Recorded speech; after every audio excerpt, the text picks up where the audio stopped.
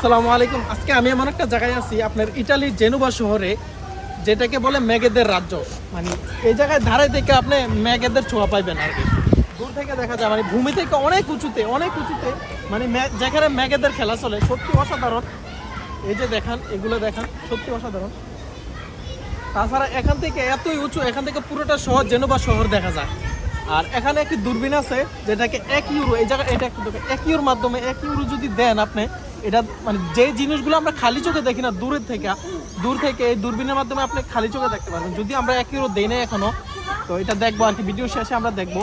তো অনেক দূরের যে দৃশ্যগুলা, ছোট ছোট দৃশ্যগুলো, এগুলো সুন্দরভাবে মানে এই দূরবীনের মাধ্যমে দেখা যায়। মেঘগুলো দেখেন,